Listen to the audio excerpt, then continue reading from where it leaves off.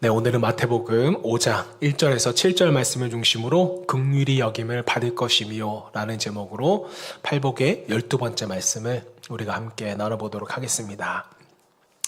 여러분, 사회적 기업 중에 베어베터라는 아주 유명한 기업이 하나가 있습니다. 이 기업은 커피도 팔고요, 쿠키도 만들고 꽃사업도 하는 기업입니다. 한 번쯤 들어보셨나요? 사진을 잠깐 보여주시면은 네. 왜 이 기업이 사회적 기업이냐면요, 발달 장애인분들을 직원으로 뽑아서 운영하는 기업이기 때문에 사회적 기업으로 알려져 있습니다. 자, 그런데 여러분, 발달 장애인들은요, 일반 장애인들보다 취업률이 상당히 낮다고 합니다. 일반 장애인들이 취업률이 45%라고 하면 이 발달 장애인분들은 취업률이 0.7%밖에 안 된다라는 거예요. 0.7%라면 뭘까요? 서로 아는 사람이거나 특수한 경우가 아니면 거의 취업이 안 된다고 보는 것이 맞죠. 자, 그런데 이제 베어베터라는 기업의 직원분들은 여기 사장님하고 아는 관계가 전혀 아닙니다. 그런데 다 정직원으로 일하고 있어요. 자, 왜 이 기업은 이렇게 될 수 있었던 것일까? 라고 봤더니 두 분의 헌신이 있었다라는 것입니다. 네이버를 처음 창업했던 임원분들이셨는데요. 자, 이분이 자신의 삶 속에서 어느 날 이런 질문을 갖게 된 거예요. 좀 더 내가 가치 있게 살 수는 없을까? 이 질문이 계속 자기 마음속에 들려졌는데 그 마음이 후에는 발달장애인 분들에게 이 마음이 가더라는 것입니다. 제가 이분의 삶을 정확히 알지 못해요. 가까운 분들 중에 발달 장애인이 있는지, 혹시 자녀가 발달 장애인인지 그것은 잘 모르지만, 자, 그래서 이 마음을 가지고 지인 임원분에게 가서 물어본 거예요. 내가 발달 장애우를 위해서 장학재단을 설립하고 싶다. 그래서 이들이 대학을 졸업할 때까지 좀 돕고 싶다. 이렇게 말을 했더니 다른 임원분께서 이렇게 말씀해 주시는 거예요. 그분들이 대학에 가는 것은 의미가 없다. 보호자가 없을지라도 좀 혼자 스스로 경제적으로 자립할 수 있도록 그들에게 필요한 것은 일자리다. 이 조언을 듣고 세워진 것이 바로 베어베터라는 기업입니다.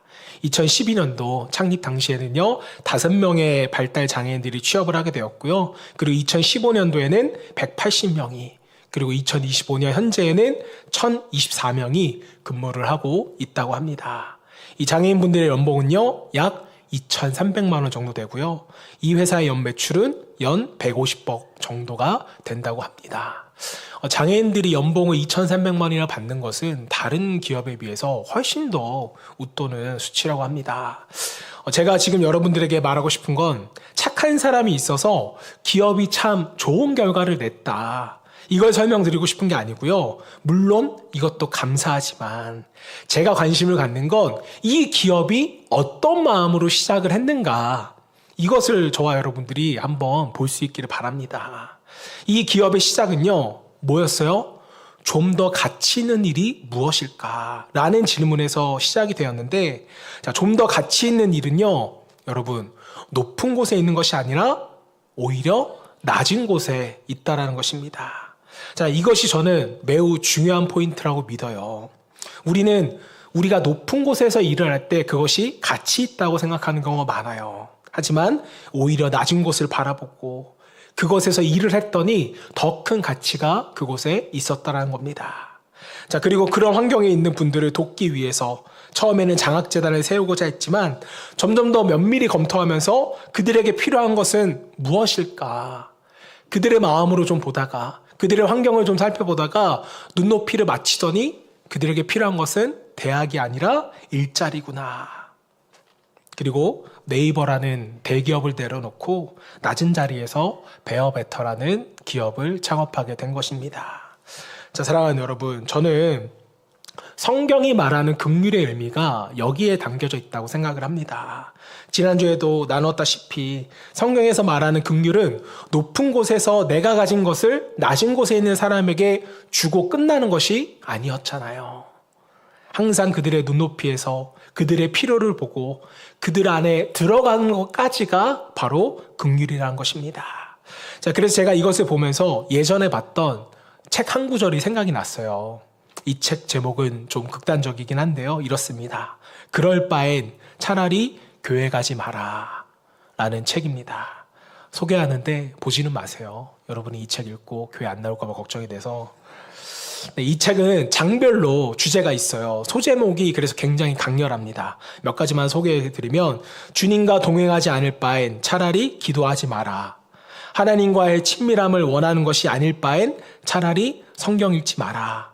100%를 드리려 살려고 하지 않을 바엔 차라리 헌금하지 마라. 등등 이렇게 기도, 헌금, 성경, 전도 등에 대해서 이야기를 하는데요.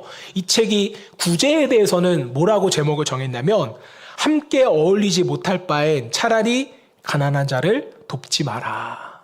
이런 챕터가 있습니다. 자, 물론 물질로서 남을 돕는 것 굉장히 중요합니다. 자, 그런데 이 책의 저자가 이렇게 극단적으로 글을 쓴 이유는요, 여러분들도 짐작을 하실 거예요. 뭡니까? 물질의 이동으로 돕는 것이 중요한 게 아니라 마음의 이동으로서 그들과 함께하는 것. 이것이 정말 중요하다. 긍휼이다라는 것을 우리에게 의미하는 거라고 저는 생각을 합니다. 자, 그러면서 이 책이 생각나면서 또 성경의 긍휼을 나누면서 저의 모습이 보이는 거예요. 부끄러운 모습이 보이기 시작했습니다. 저는 적은 금액이지만 오랫동안 NGO 단체에 기부를 해왔습니다. 그리고 선교사님을 돕는 적도 굉장히 긴 시간을 도왔어요. 한 5년이라는 시간을 해외에 있는 선교사님을 위해서 헌금을 보내드린 적도 있습니다. 그리고 여러분들이 겉보기엔 피도 눈물도 없어 보이지만 저는 장기 기증도 다 신청해 놓은 상태입니다. 자, 그런데 이런 NGO 단체에 기부를 해보신 분들은 알 거예요. 월마다 메일이 옵니다.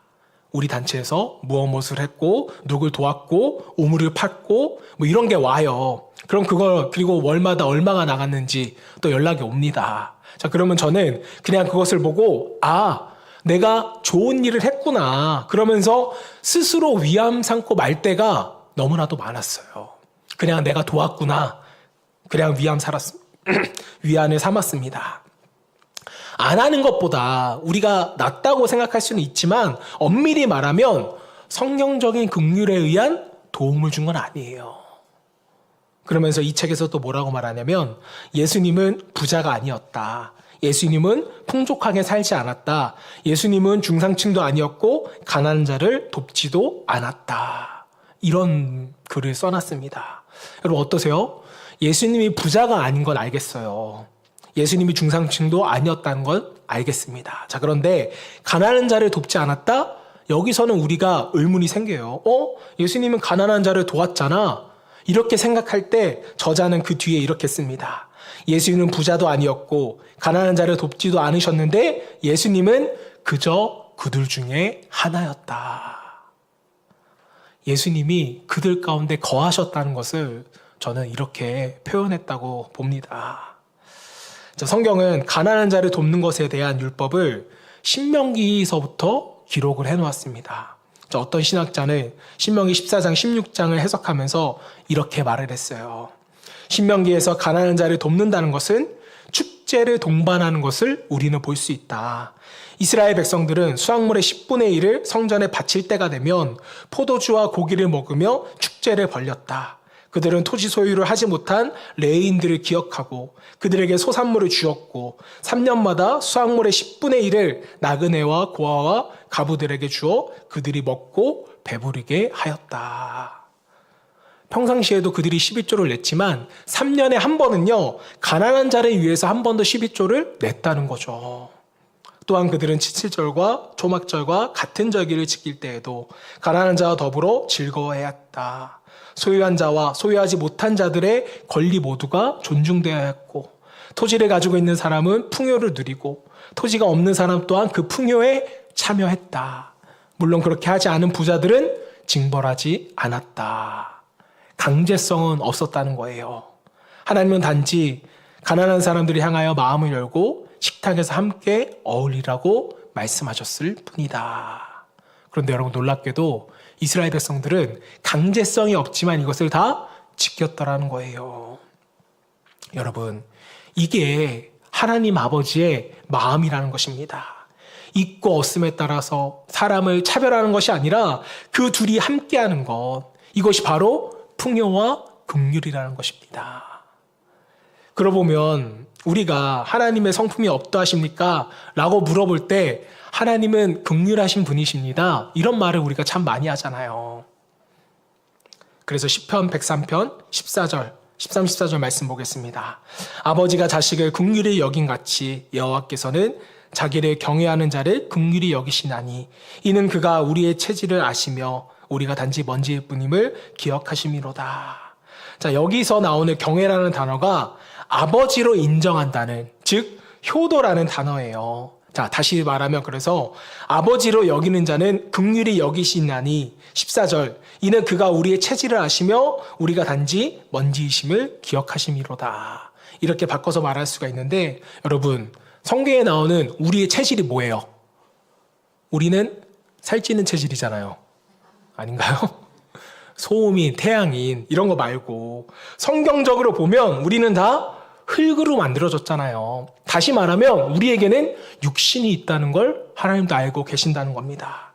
자, 여기에 우리의 관심이 갈 수밖에 없다는 것을 하나님도 알아요. 왜? 우리를 창조하셨고 육신에 본능이 있다는 걸 아시기 때문에. 자, 그런데 이것을 하나님이 아세요. 자, 그래서 우리에게 먹지 마, 입지 마 이렇게 말씀 안 하신대요. 그저 우리를 이해하신다고요. 이게 하나님의 긍휼입니다. 상대방의 처지를 이해하는 것. 또 다른 말씀 볼게요. 예레미야가 3장 22절 여호와의 인자와 긍휼이 무궁하심으로 우리가 진멸되지 아니함이로다.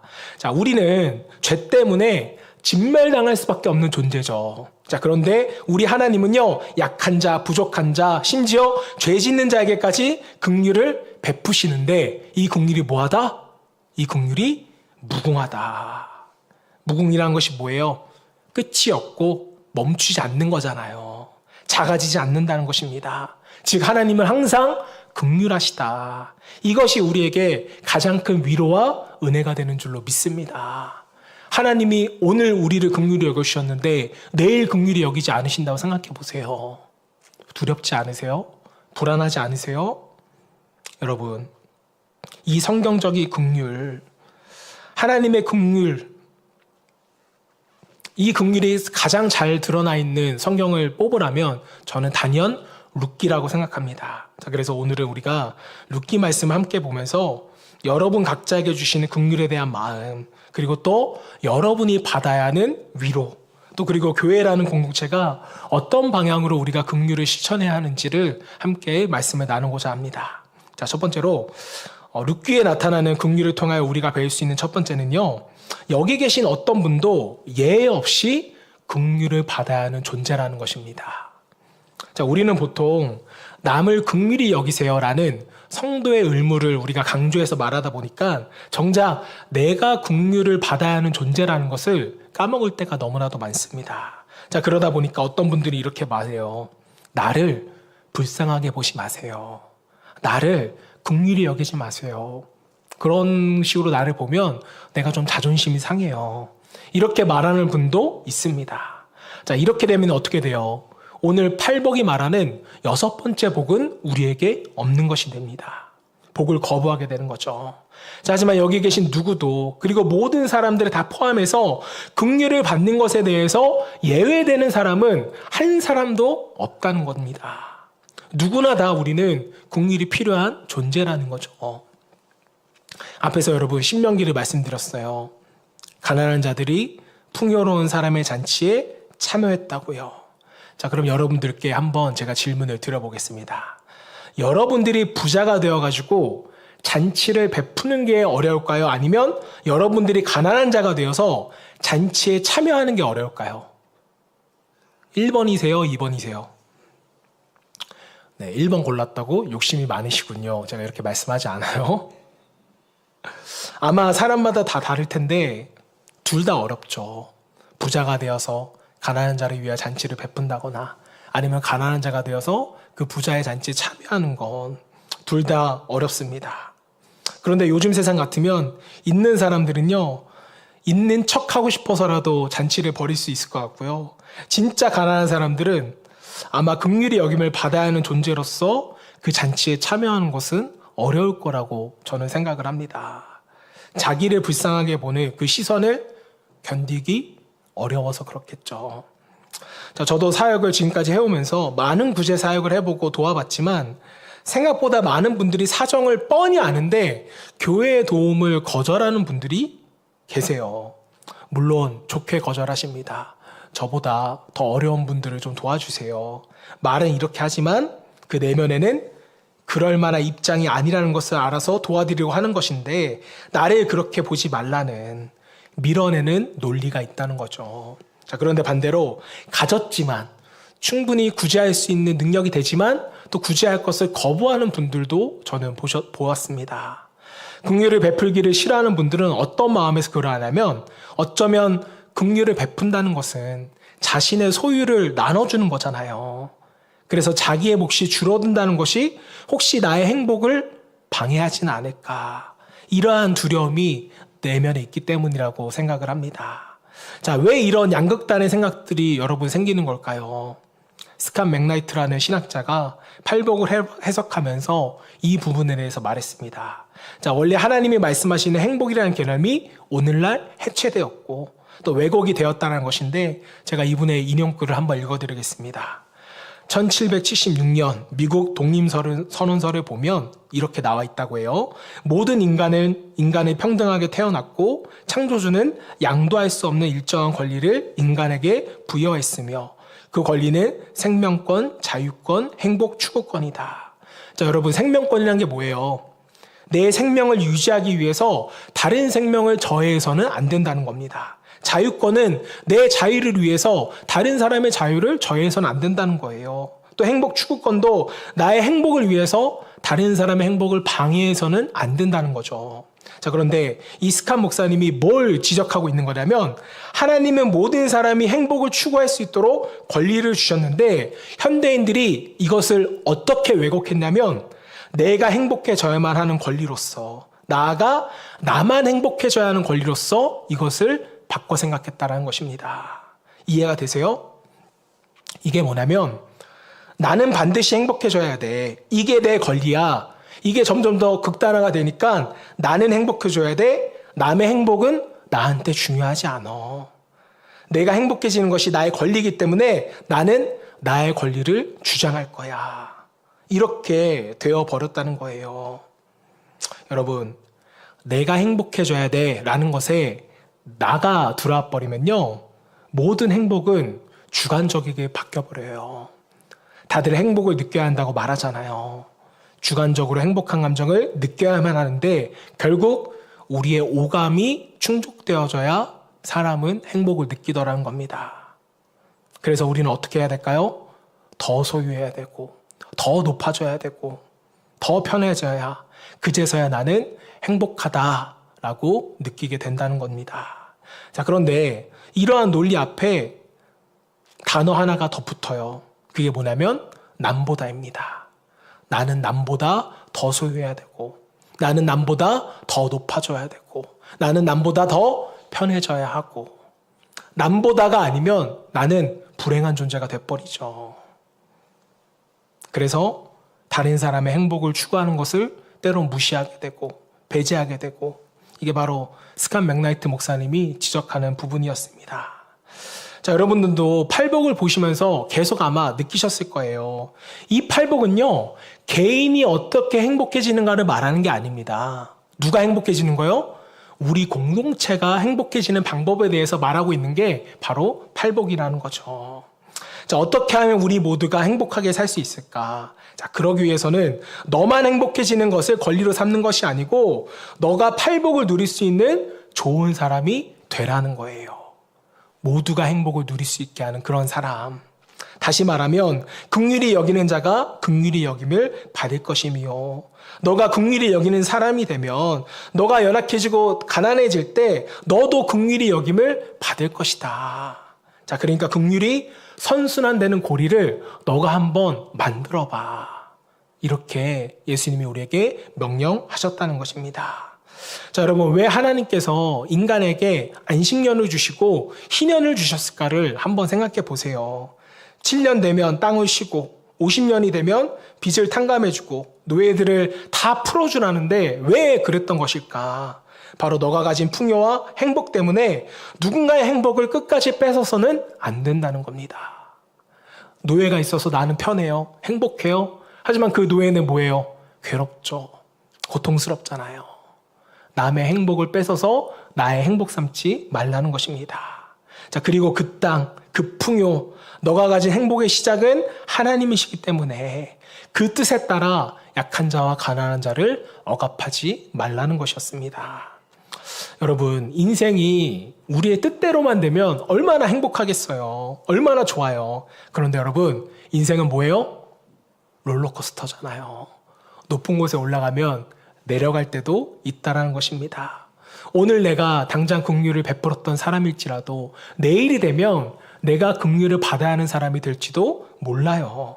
자, 그런데 이때 긍휼의 선순환 고리가 끊어져 있다면, 나만의 행복을 위해서 살았다면 우리는 긍휼히 여김을 받을 뿐만 아니라 어려울 뿐만 아니라 하나님이 원하시는 공동체가 아니라는 것입니다.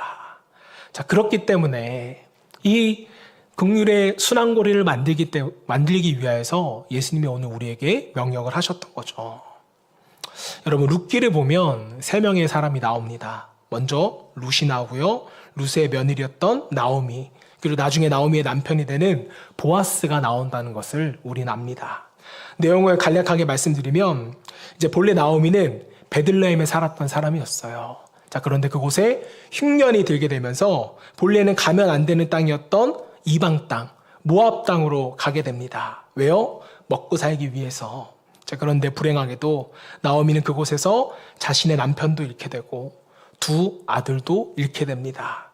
자, 그러니까 이제 나오미와 그 2 아들의 아내였던 룻과 오르바만 남게 된 상황이에요. 여러분, 한번 생각해 보세요. 하나님의 백성들이 가면 안 되는 이방 땅까지 간 것도 죄책감이 클 텐데 이제는 남편도 잃고 2 아들까지 잃어버리게 된 것입니다. 과부 셋만 남은 상황인 거죠. 처음에는 좋았겠죠. 흉년을 피해서 먹고 살 만한 곳으로 왔습니다. 자, 하지만 인생은 뭐라고 했어요? 롤러코스터라고 말씀을 드렸잖아요. 룻기 시작이 어떻게 되는지 함께 보겠습니다. 우리 1장 1절 함께 봉독해 볼까요? 시작.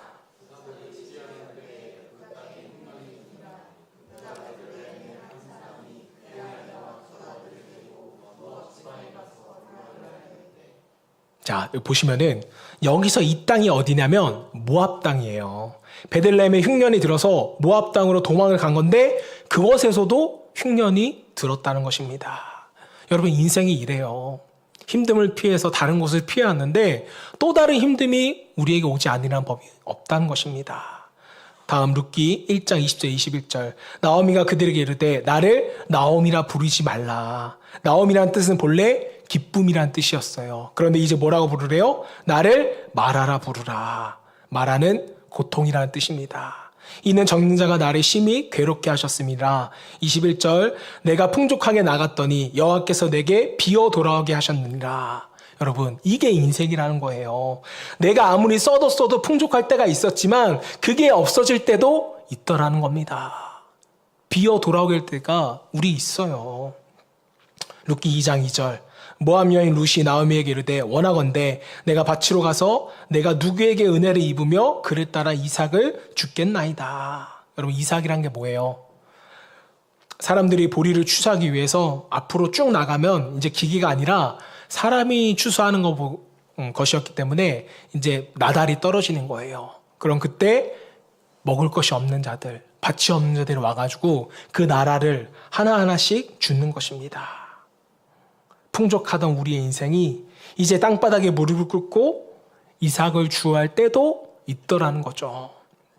사랑하는 여러분, 인생을 살다 보면 우리 인생에 흉년이 올 때가 있습니다. 지금 흉년을 지나가고 있는 분들이 계실 수도 있고요. 아니면 아직도 풍년을 경험하고 계시는 분들이 있을 때가 있습니다. 자, 그런데 또 우리는요, 나오미에서 마라가 될 때도 있어요. 자, 그럼 여기서 한번 여러분께 질문 드려볼게요. 지금 여기에 나오는 나오미와 룻의 상황을 복된 인생이라고 우리가 이야기할 수 있을까요? 세상적으로 볼 때 가난하다는 것은 저주입니다. 피하고 싶은 상황이죠. 자, 그런데 여러분, 오늘 팔복에서 어떻게 말하고 있는가를 여러분들이 보세요. 긍휼히 여기는 자는 복이 있다. 자, 그런데 그 복이 뭐라고요? 긍휼히 여김을 받는 복이라고요. 쉽게 말하면 세상은 우리 인생 가운데 흉년이 온 것을 저주라고 말하지만 하나님은 이것을 복이라고 말하실 수 있는 분이라는 거예요. 왜요? 너가 지금 땅바닥에서 이삭을 줍는 비참한 삶이야? 그때가 바로 하나님의 긍휼을 받을 수 있는 때야. 이때가 바로 하나님께서 개입하시는 때야. 이게 바로 너에게 복이야. 이렇게 우리에게 하나님은 말씀해 주시는 거예요. 사랑하는 여러분, 이게 팔복의 육복입니다. 여러분 지금 힘드신 분들 많으실 것 같아요. 경제적으로 상황도 어렵고 내가 간절히 원하는 게 되지 않아서 또 힘들 때가 지금 이 순간일 수도 있는데 그때가 여러분 복이심을 믿기를 소망합니다. 지금 여러분의 삶 가운데 하나님의 긍휼이 임하고 계세요. 우리는 그것을 믿고 의지하는 것입니다. 여러분, 우리가 왜 풍요로울 때 약한 자들을 위하여 긍휼을 베풀어야 하는가? 긍휼은 부메랑처럼 돌아오기 때문입니다. 긍휼의 선순환, 이 법칙이 우리에게 적용되어져야 돼요. 왜요? 인생은 롤러코스터이기 때문에. 게다가 여러분, 우리는 아무 공로 없이 1만 달란트를 탕감받은 사람들이잖아요. 이것을 기억해야 합니다. 이미 긍휼을 너무 크게 받았기 때문에 우리는 긍휼의 선순환 고리를 만들 의무가 있는 존재라는 거죠. 여러분, 나는 나의 인생에 있어서 흉년은 없을 것이다. 단언하지 마세요. 나는 영원한 나옴이야. 마라는 나에게 없어. 마라는 그냥 탕일 뿐이야. 이렇게 생각하지 마십시오. 굉장히 재미있는 부분이었는데 한 명도 안 오셔서 마라는 탕일 뿐이다. 네. 나를 불쌍히 여기지 마세요. 나에게 조금도 도움을 주지 마세요. 이렇게 말씀하시는 분들이 혹시 계시나요? 정말 죄송한 말씀인데 오늘 성경은 그분들이 자존심을 지키고 또 이런 분들이 세상적인 행복을 느낄 수 있지만 팔복은 절대 누릴 수 없다라고 말합니다. 예수님은 분명히 우리에게 말씀하셨어요. 긍휼히 여기는 자가 복이 있나니 긍휼히 여김을 받게 될 것이다. 저 여러분 모두가 긍휼히 여김으로써 긍휼함을 다시 받을 수 있는 저 여러분 되시기를 주님으로 축복합니다. 자, 한 발 더 나아가서 룻기에 나타나는 긍휼을 통하여 우리가 배울 수 있는 두 번째 메시지는 하나님의 긍휼은 상황을 역전시킨다는 거예요. 여러분, 하나님이 상황을 역전시킨다는 것을 믿으시나요? 하나님은 상황을 역전시키기 위해서 룻과 나오미에게 긍휼을 베풀어 주시는데요. 이것은 단순한 동정이 아니었다는 것입니다. 자, 이것에 대한 재밌는 표현이 야고보서에 나오는데요. 자, 야고보서 2장 15, 16절 말씀.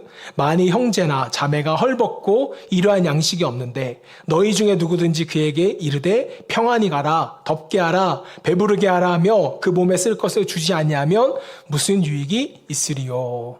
이게 지금 무슨 상황이냐면 여러분, 누가 여러분에게 와서 나 정말 너무 배고파. 3일 동안 밥을 못 먹었어 라고 하는데 배고파서 어떡해. 밥은 먹고 다녀야지. 그래, 고생하고 나 집에 갈게. 누가 추워서 벌벌 떠는데 날씨가 이렇게 추운데 그렇게 아무것도 안 입으면 어떡해. 나처럼 이렇게 구스다운 하나는 있어야지. 그래, 추운데 조심하고 나 집에 들어갈게. 이렇게 말한다면 이것은 긍휼이 아니라 뭐라는 거예요? 동정이라는 거예요. 제가 봤을 땐 동정도 아니죠. 사이코패스입니다. 여러분, 지금 야고보서에서 말하는 게 뭐냐면 동정심만으로는 긍휼이라고 말할 수 없고 반드시 실제적인 도움으로 연결이 되어야 이게 긍휼이다라는 것입니다. 자, 그래서 하나님의 긍휼을 뭐라고 표현할 수 있냐면 야고보서의 주제와 비슷해요. 야고보서의 주제가 Faith in Action인데, 자, 하나님의 긍휼 또한 Compassion in Action이라는 것입니다. 하나님의 긍휼은 반드시 행함 안에 있다. 실제적이고 구체적이고 실천적이어서 그 사람의 필요를 채운다는 거예요. 긍휼은 액션, 행함에 있습니다. 자, 그래서 룻기를 보면 하나님의 긍휼하심이 얼마나 기가 막힌지 몰라요. 먼저 하나님은요, 이 흉년을 풍년으로 바꿔버리십니다. 상황을 바꿔요. 양식을 주는 거예요. 룻기 1장 6절. 그 여인이 모압 지방에서 여호와께서 자기 백성을 돌보사 그들에게 양식을 주셨담을 듣고, 자, 지금 흉년이 들어서 떠나온 베들레헴에는 다시 풍년이 든 것입니다. 여러분, 흉년을 풍년으로 바꿀 수 있는 분이 누구세요? 하나님이시죠. 사람은 이것을 할 수 없습니다. 지금 나오미와 룻에게 필요한 것은 양식이었거든요. 하나님은 그것을 그들에게 채워주십니다. 또 하나님의 긍휼은요, 상황을 바꿔주시기도 하지만 가장 좋은 때도 아시기 때문에 그때를 룻과 나오미에게 주셨다는 것도 볼 수 있어요. 1장 22절, 나오미가 모압 지방에서 그의 며느리 모압 여인 룻과 함께 돌아왔는데 그들이 보리 추수 시작할 때에 베들레헴에 이르렀더라. 자, 보시면 룻과 나오미가 돌아오는데 언제 돌아와요? 추수할 때요? 추수가 끝날 때요? 추수할 때잖아요. 추수할 때 이삭이 가장 많이 나오겠죠. 그때도 하나님을 맞춰서 그들을 보내주신 것입니다. 여러분, 과연 이게 우연일까요? 하나님은 시간의 주관자이시잖아요. 하나님이시잖아요. 여러분이 아무리 타이밍을 계산한다고 해도 하나님의 때, 하나님의 타이밍보다는 좋을 수가 없습니다. 하나님은 시간의 주관자이시기 때문에. 또 하나님은요, 하나님의 긍휼은 섭리로 역사한다는 것을 볼 수가 있습니다. 룻기 2장 3절 4절, 룻이 가서 베는 자를 따라 밭에서 이삭을 주는데, 이 단어가 중요합니다. 우연히 엘리멜렉의 친족 보아스에게 속한 밭에 이르렀더라. 4절, 마침, 이 단어도 주목하세요. 보아스가 베들레헴부터 와서 베는 자에게 이르되. 자, 저는 룻기에서 긍휼에 대한 중요한 키워드를 찾으라면 우연히, 마침이라는 단어를 뽑고 싶습니다. 여러분, 믿는 자에게 우연이란 게 있을까요? 마침이란 게 있을까요? 없어요. 이 모든 것은 그저 하나님의 섭리일 뿐입니다. 지금 하나님이 모든 상황을 주관하고 계시고 섭리하고 계시는 거예요. 지금 나오미와 그 가족에게 가장 중요한 건 뭐예요? 만남이에요, 만남. 누구를 만날 것인가? 자, 그런데 하나님께서 어떻게 역사하십니까? 우연인 것 같지만 마침 그 밭에 누가 나타나요? 보아스가 나타나는 거예요. 베들레헴에부터 마침 우연히 보아스가 밭에 나아갑니다. 보아스가 맨날 밭에 나왔을까요? 아니에요. 이 날만 보아스가 마침 우연히 나오게 되는데 이것은 누구의 역사다? 하나님의 역사고 섭리였다. 우리의 하나님은요, 실제적인 필요를 채우시는 하나님이시고요, 긍휼히 여김을 받아야 하는 상황에 이제는 긍휼히 여길 상황으로 반전시켜 주시는 그런 하나님이십니다. 여러분, 제가 가끔 말씀을 드리는 크리스찬의 신앙 공식 알고 계시죠? 신앙 공식 한번 띄워주시고요. 굿 마이너스 갓은 제로, 0. 굿, 나는 세상적으로 좋아요. 긍휼함이 필요 없는 존재라는 거예요. 자, 그래서 하나님의 긍휼하심이 필요 없습니다. 그러면 우리 인생은 어떻게 된다고요? 제로. 아무것도 아닌 것이 돼버려요. 반대로 제로. 나는 아무것도 없어요. 세상적으로도 영적으로도 무엇 하나 내세울 게 없는 그런 불쌍한 존재입니다. 자, 하지만 거기에 하나님의 긍휼이 더해지면 우리는 굿, 가장 좋은 것, 아름다운 것이 되더라는 거예요.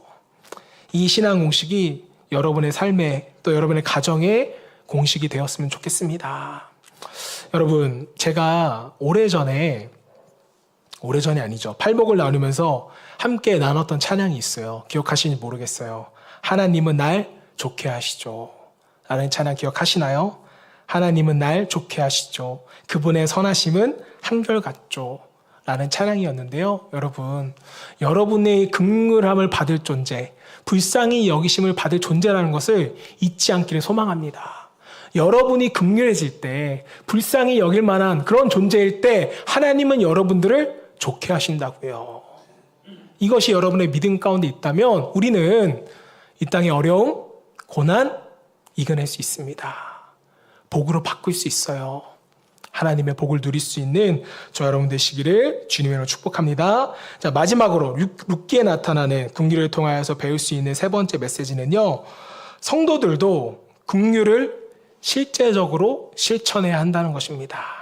자, 사랑하는 여러분, 하나님께서 우리에게 실제적인 긍휼을 베풀어 주셨다면 우리 또한 남들에게 실제적인 긍휼을 베풀어 줄 수 있어야 돼요.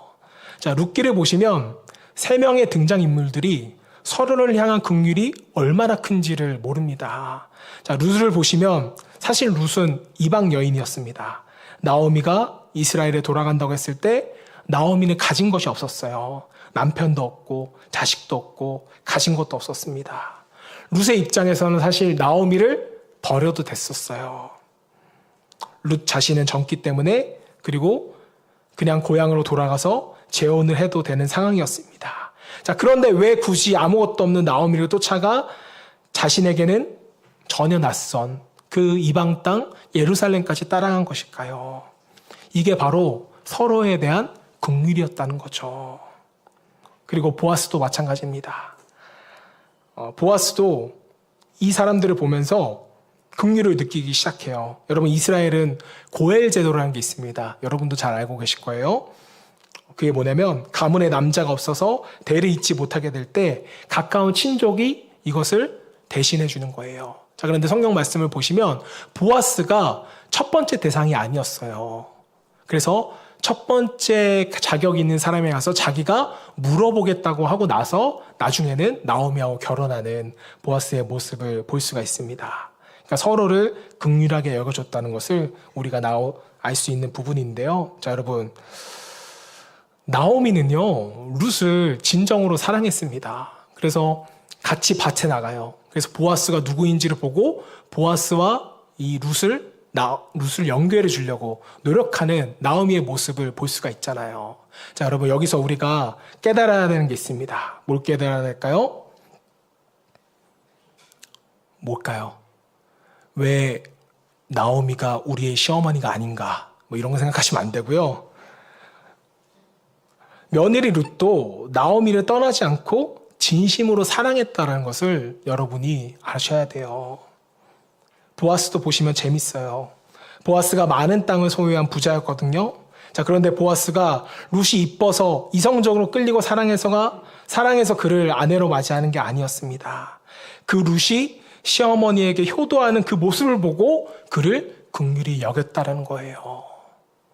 서로가 서로를 긍휼히 여기는 이 선순환의 고리가 이루어졌을 때 하나님은 역사하셨다는 것입니다. 자, 그래서 여러분, 말씀을 보면 놀라운 말씀이 하나 나오는데요. 이 세 명의 긍휼함이 어떤 결과를 낳은지 아세요? 룻기 4장 16절, 17절 말씀 우리 같이 읽어볼까요? 시작!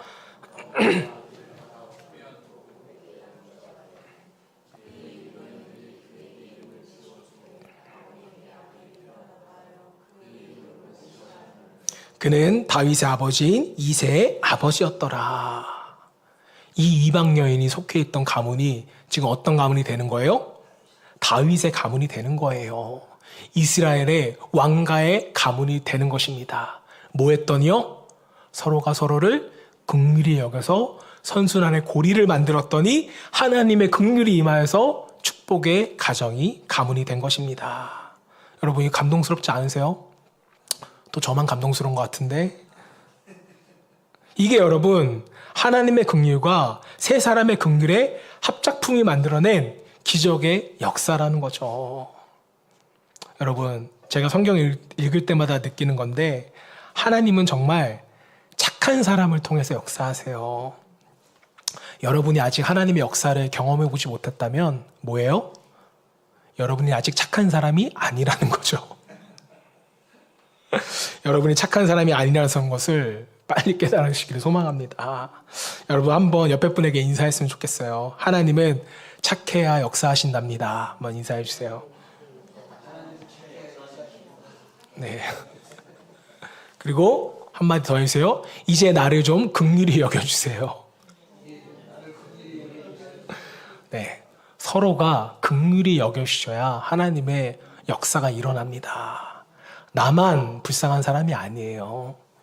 저 사람도 불쌍히 여김을 받아야 하는 존재라는 것입니다. 마태복음 5장 16절 말씀 마지막으로 함께 읽어볼게요. 시작. 이같이 너희 빛이 사람 앞에 비치게 하여 그들로 너희를 착한 행실을 보고 하늘에 계신 하나님의 영광을 돌리라. 하나님이 어디서 영광을 받으신대요? 너희의 착한 행실. 착한 행실의 대표적인 게 뭐예요? 긍휼이잖아요. 긍휼. 네, 여러분 긍휼이 서로를 여길 수 있기를 바랍니다. 요즘 이 땅에 가장 필요한 것이 뭐냐라고 생각했을 때 저는 긍휼인 것 같아요. 가정에서 서로를 긍휼하게 여기지 못하기 때문에 가정이 무너집니다. 이 사회, 이 대한민국도 서로에 대한 긍휼이 없기 때문에, 다시 말하면 이해가 없기 때문에 지금 이렇게 혼란스럽고 대한민국이 무너져가고 있는 것 아니겠습니까?